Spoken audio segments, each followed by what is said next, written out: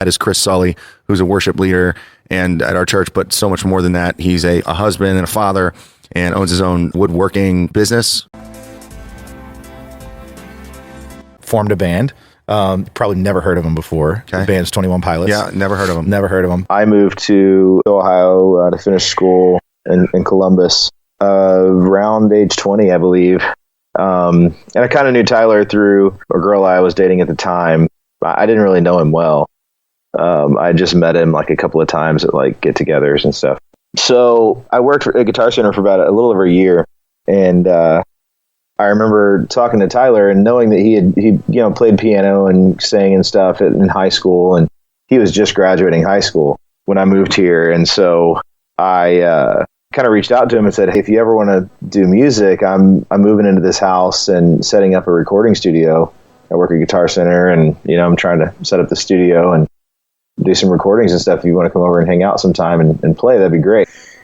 He had written some songs, and I had heard some of his cheesy, like, high school type stuff that he had done. I thought, man, this guy really is actually talented. Like, he's got an ear for music. So I figured he'd like to do some music. So he came over to my house, like, not really knowing who I was at all. And so we sat down and we started playing music, or he was showing me some of his songs, and it's kind of a vulnerable time, most of the stuff he had been doing, he was just in his basement playing by himself and showing songs to like his brother maybe. I would just start playing drum parts to what he was playing on piano, and he was like, "Man, that's cool. I like that," or, "Try this." And so we just kind of started working on that whole thing. That was probably in October of 2008.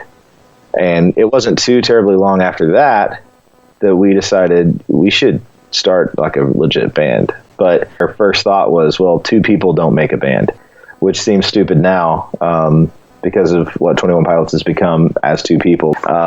So we sought out a bass player, which is a guy named Nick Thomas. Tyler went to school with Nick. He is not like a bass player, but he knows how to play bass, so maybe we can at least have a bass player. We didn't really have a place to rehearse. In 2009, Tyler and I decided to try and find a house and with Nick, and we ended up finding some other friends to live with. But it was in that house that we kind of set up a recording studio of our own and had a rehearsal space in the basement. And that's where the first album was written and recorded. The lyrics are always Tyler. Right. And I think that's pretty clear, I think maybe we did a few songs where I actually played on the drum cat, and a few songs where the rest of them, I guess, were programmed by Tyler.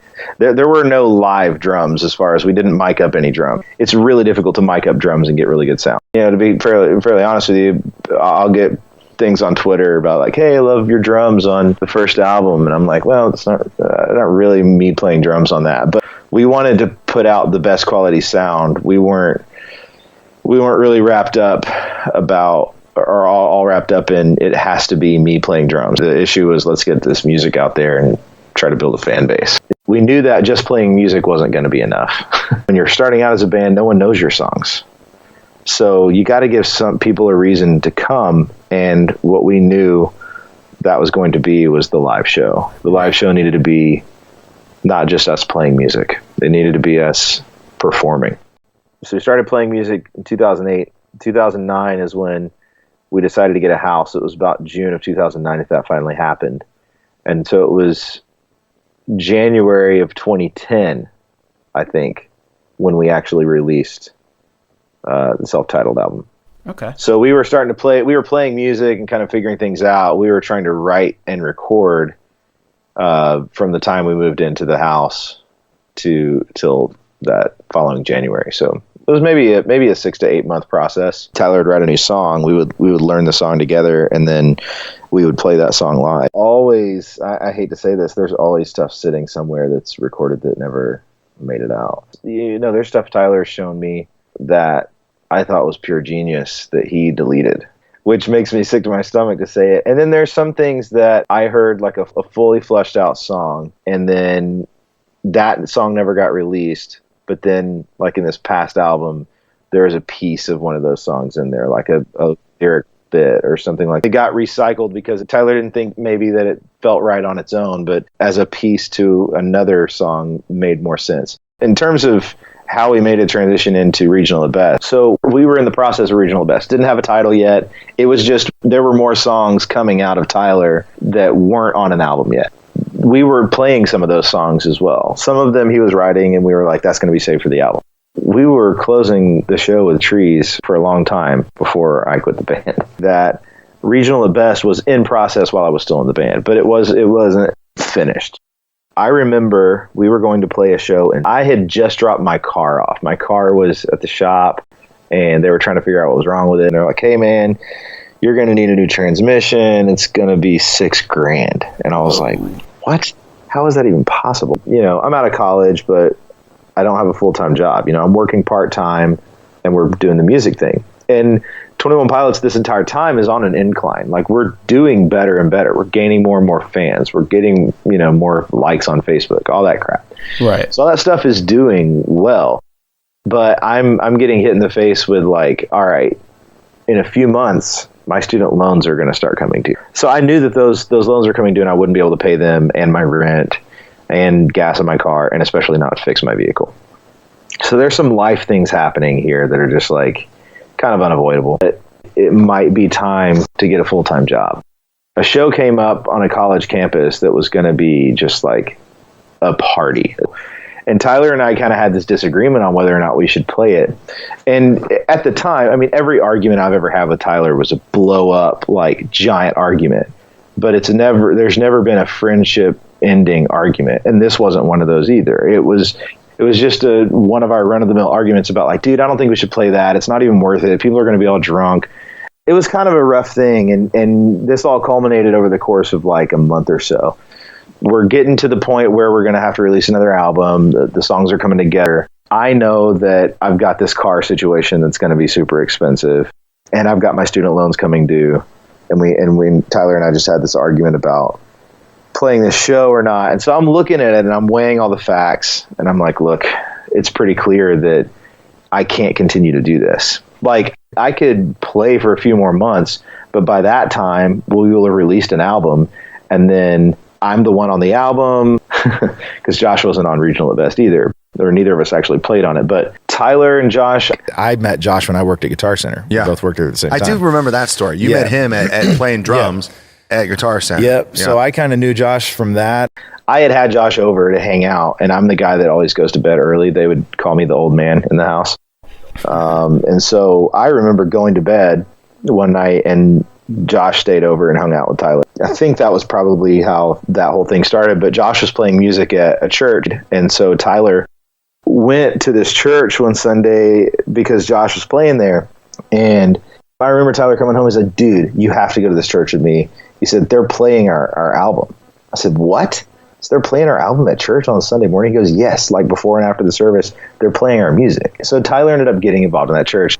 He kind of started playing music there. Josh became kind of a regular in our house. Josh had come to 21 Pilots shows. Like, he had been at the shows before he was in the band, and would hang out with us after and stuff.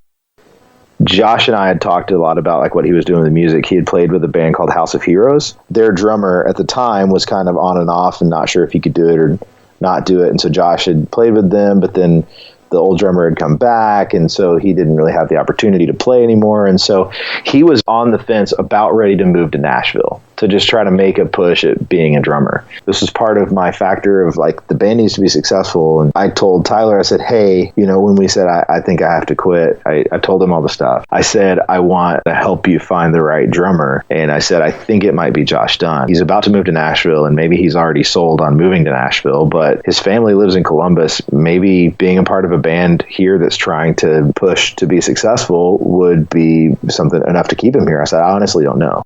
I took Josh to lunch one day.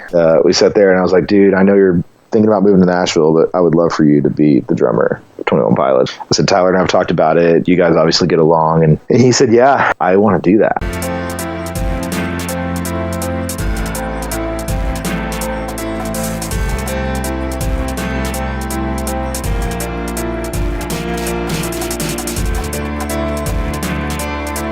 I knew that going in. 21 Pilots was my baby. You know, Tyler and I started it together, and it was like our thing. And I wanted to see it succeed. So when I quit, it was with a really heavy heart, but knowing that like the facts are the facts. For me to continue playing in 21 Pilots would have been a middle finger to my parents because they co-signed on my student loans. And as recently as like a few months ago, Tyler and I had a conversation about this exact thing. And he said, I hope you know, Josh and I played for another solid year thinking this might not work after you quit. It wasn't like I quit the band and the band got famous. You know, when I quit the band, it was only 2 weeks later that Nick quit. You know, I think me quitting kind of gave Nick the push that he needed to quit. Tyler felt like we gave up on him. He knew that we believed in him, but and I knew I couldn't put it on the line because it wasn't just mine to put on the line. It was my parents. And I thought the saving grace in it was, you know what, I can do the responsible thing. I can look back and say I was responsible. I got a full-time job and, you know, got married and settled down. Like, and this will be good and this will be fine. And if 21 Pilots is going to be successful, they can be successful without me. And that was hard, but I knew I would always be like a part of the band. I knew I would help out in any way I can and could and did, you know, but like I said, you know, Tyler and I had that discussion a few months ago. He's like, dude, he said, I know you know this, but I need to tell you, it was at least a year of like hard work of like playing those shows where 5 people were there in towns we never played in. He said, it was at least a year of that before it started to really progress. He said, it was hard. It was like Josh and I thought about quitting multiple times in that year. Like that wasn't an easy thing. And so it took a while, I think, for Tyler to forgive me for that, for quitting, because it felt like I gave up on him. Right. There was never any, like, we didn't have any hatred towards each other. We weren't mad at each other. But I think he was let down. Yeah. I was in the band for 2 years, and I lived in the house for 3 years after. Wow. So I was still a part of a lot of conversations and a lot of this is what's going on and fixing gear that broke. And I mean, crap, they used some of my drum gear still, like for auxiliary drums for like the trees stuff at the end and things for a long time. So I wanted to support it in any way I could. So I would every now and then go on like a few day run here and there, which is what things were mostly after I left the band, like for the next year or so. I don't mind it when people say, do you regret quitting the band? What I hate is when people go, dude, you're such an idiot. You quit the band and now they're famous. That I'm like, what the heck? I don't regret it because I'm telling you, man, I am not cut out for life on the road. Since we do hang out with Tyler and Jenna a lot, and we would consider them close friends, but it's hard to go to dinner sometimes at a restaurant, or it's hard to like walk down the street or something in a small town, and I'm not cut out for that. I look at my wife and my kid, and I think those 2 permanent fixtures in my life may not have ever happened had I stayed in the band.